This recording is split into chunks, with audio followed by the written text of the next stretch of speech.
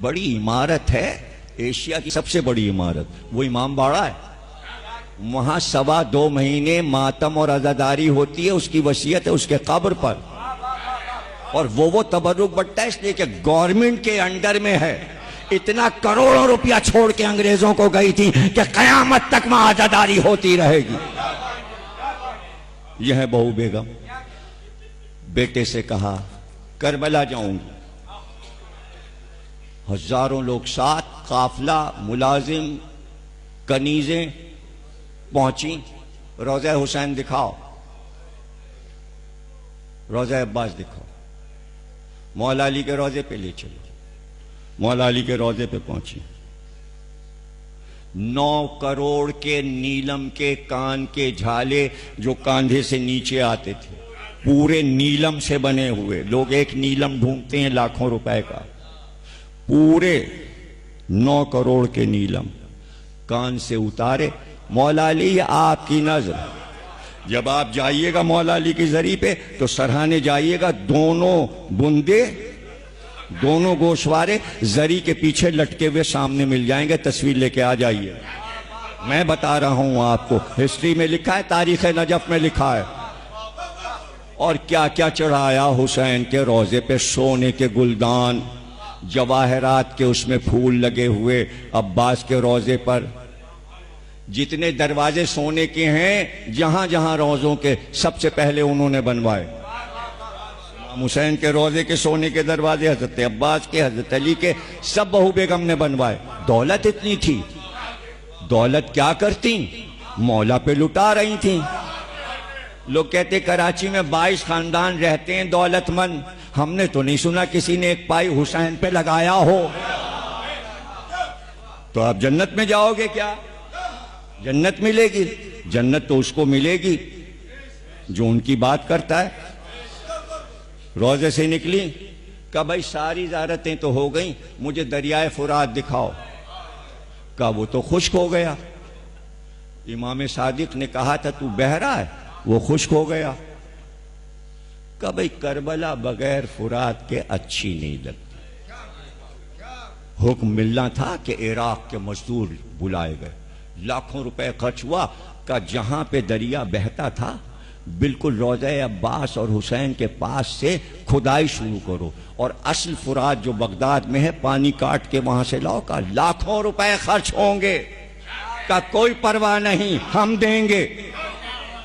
मजदूर लग गए, खुदाई हुई, पानी आया। अब जो आप नहरे अलकमा देखते हैं, जिन लोगों ने ज़ियारत की है, इसको कहते हैं नहरे आसफी। ये फुरात नहीं है, ये बहू बेगम का बनवाया हुआ दरिया है। अब वो जो मिट्टी खुदाई से निकली वो करबला की मिट्टी थी। लोगों ने कहा इस मिट्टी का क्या हो? का ऊंट गाड़ियां लाओ किराए पर और सारी मिट्टी उस पे ला दो और लेके लखनऊ चलो, इसलिए कि करबला की मिट्टी है। 36 ऊंट गाड़ियों पर, बसरे और बसरे से पानी के जहाज पर सारी करबला की मिट्टी लखनऊ आई। लोगों ने पूछा बेगम इसका क्या होगा? का लखनऊ में खाके शिफा की मस्जिद बनवाओ। एक मस्जिद पूरी लखनऊ में खाके शिफा की बनी, वहां मैंने मजलिस पढ़ी है। जो जाता है पूरी मस्जिद चूमता है। कोई मीनार चूमता है मस्जिद के, कोई दीवारें चूमता है, इसलिए चूमते खाके शिफा किया है। तुम सलामत रहो, खुश रहो। और थोड़ी सी मिट्टी मेरे घर के महल की छत पे डाल देना। क्या करेंगी? का पहले कब्र में फर्श बिछाना, फिर मुझे लिटाना, फिर ऊपर से चादर डालना खाके शिफा की। इस तरह तो दफन हुई है। खाके शिफा बिछाई गई, उस पे लेटी, उस पे डाली गई, फिर कब्र बनी। कब्र में खाके शिफा है। हैरत से सुन रहे हो? एक हुसैनी का हाल सुना रहा हूं तो दंग हो रहे हो। अगर दुनिया के सारे हुसैनियों के कारनामे सुनाऊं तो कई अशरे पढ़ने पड़ेंगे। हालांकि 2 पढ़ चुका हूं। तारीख शियत यहीं इसी इमाम बाड़े में 86 में पढ़ा था। तारीख शियत रज़ा हुसैनी का अशरा, जिसमें बताया था खिदमत क्या है हुसैनियों की। जज्बा तुम में भी पैदा हो, कुछ करना है, इसलिए सुना रहा हूं कुछ करना है। न स्टेट चाहिए न दौलत, जो तुम्हारे पास है उसी में करके दिखाओ तो मैं जान। क्यों, क्या गरीब नहीं करता? क्या गरीब हुसैन की खिदमत नहीं करता? आसिफुद्दौला का इमामबाड़ा बनना शुरू हो गया। लकोदक लाखों रुपए में बनेगा, अरबों रुपए में। उस दौर में आके वजीर हिंदू था, उसने कहा कि झाऊलाल वजीर आजम ने कहा कोना जो है वो खराब हो रहा है, वहां से तिरछा करना पड़ेगा, हाल सीधा नहीं होगा। कहा क्यों? कहा एक बुढ़िया का वहां पे घर है, झोपड़ा है। कहा तो उसे खरीद लो। कब? वो तैयार नहीं, वो तैयार नहीं है। वो कहती हमारे जद बुजुर्गों का घर है, मैं कैसे अपनी ड्योढ़ी को बेच दूं? यही तो मेरा घर है, सदियों से यहां रहे मेरे बुजुर्ग, मैं कैसे बेच दूं?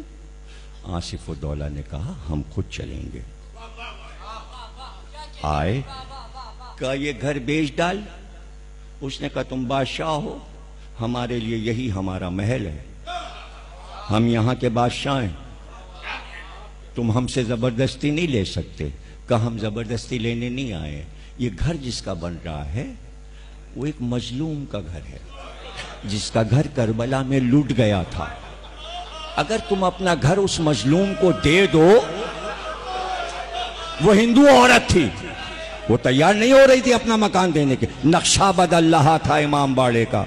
आसिफुद्दौला ने कहा मजलूम है ना, उसका घर बन रहा है। का तो ये कहो ना कि ये मजलूम का घर है, यूं कहो ना, मैं कोई पैसे नहीं लूंगी, ये घर और मैं सामान लेके सड़क पे आ जाऊंगी, मैं अपना सामान उठा लूंगी, अपने वजीर से कहो मेरा घर तोड़ दे, इमामबाड़े में मिला ले, लेकिन तुम बादशाह हो ना, एक शर्त है मेरी। का शर्त बता दे। का इस इमामबाड़े से जो ताजिया उठेगा, लोग कहेंगे बादशाह का ताजिया निकल रहा है, लेकिन शर्त यह है कि एक ताजिया मेरे नाम का रखा जाए, जब तुम्हारा ताजिया निकले तो हमारे नाम का भी ताजिया निकले। कहा मंजूर।